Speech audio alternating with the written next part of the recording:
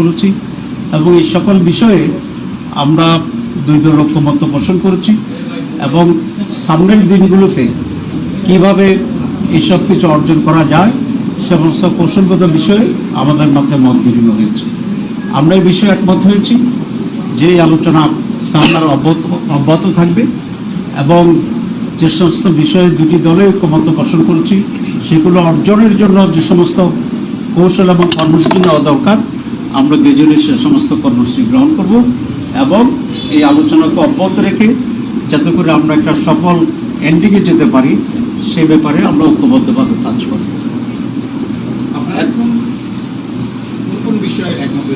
আমি আমার ব্রিফিংয়ে আমি খুব কনসাইসলি এটা বলছি। এখন যে আমাদের খুবই জনপ্রিয় এবং পরিচিত মুখ যিনি আজকে কাউন্টার ওনার দলের প্রতিনিধিত্ব করতেছেন তিনিও সংক্ষেপে একটু ব্রিফ করবে, ব্রিফ করার পরে আমরা প্রশ্নের জবাব দেব।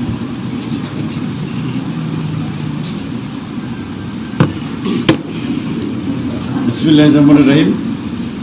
ইতিমধ্যে আপনারা শুনেছেন যে বাংলাদেশ জামায়াত ইসলামীর সাথে গণ অধিকার পরিষদের একটি প্রতিনিধি দল আমরা দেশের চলমান পরিস্থিতি নিয়ে আলোচনা করেছি এবং স্বাভাবিকভাবেই এখন সকলের কনসার্ন যে রাষ্ট্র সংস্কারের বিষয়টি এবং জুলাই সনদ ঘোষণার বিষয়টি।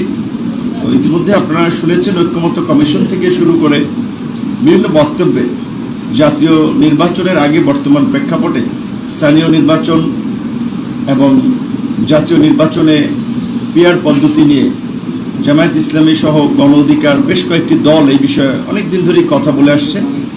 তো এই বিষয়টি নিয়ে আমরা আবারও আলোচনা করেছি, যেহেতু ঐক্যমত্যের কমিশনে আমরা দেখতে পাচ্ছি যে এখনও এটা নিয়ে কিছুটা দ্বিধাদ্বন্দ্ব কিংবা কিছুটা দ্বিমত রয়েছে, সেক্ষেত্রে আমাদের আলোচনাগুলো আমরা করেছি।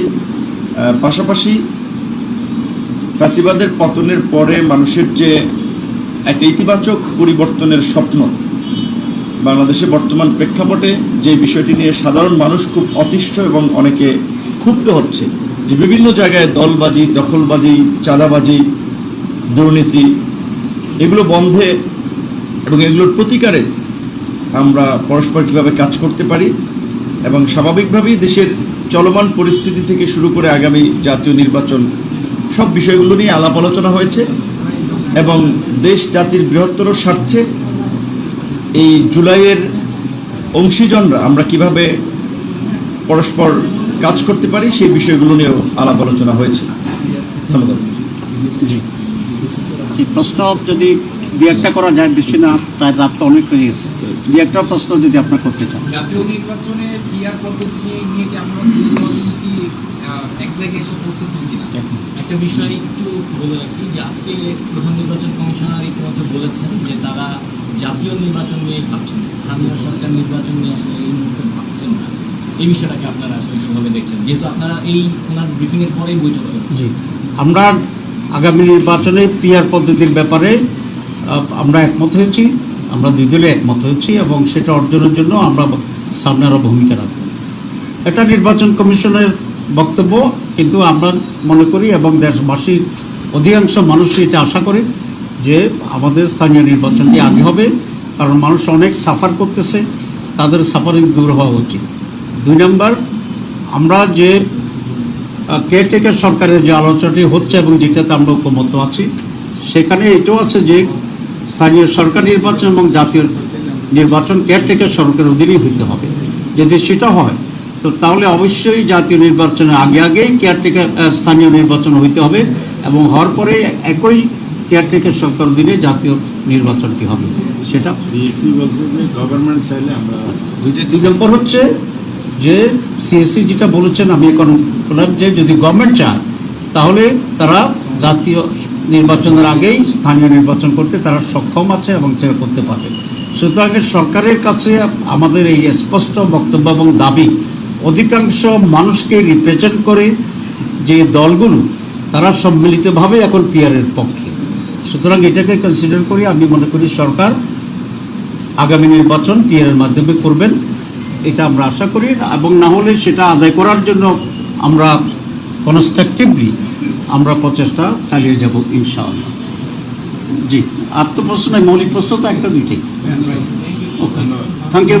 আপনাদের ভিতরে এই গণ অধিকার পরিষদ এবং বাংলাদেশ জামায়াতে ইসলামীর ভিতরে কোনো আগামী নির্বাচনে একসাথে হবার কোনো আলোচনা হয়েছে কিনা? হ্যাঁ, সেটাও তো একটা ইম্পর্টেন্ট আলোচনা আমরা করছি। আমরা গণ অধিকার পরিষদে করছি, আমরা অন্যান্য আরও অনেক দলের সাথে করছি। এটা আলোচনা অব্যাহত আছে। ইসলামিক দলগুলোর সাথে আমরা বারবারই আলোচনা করেছি।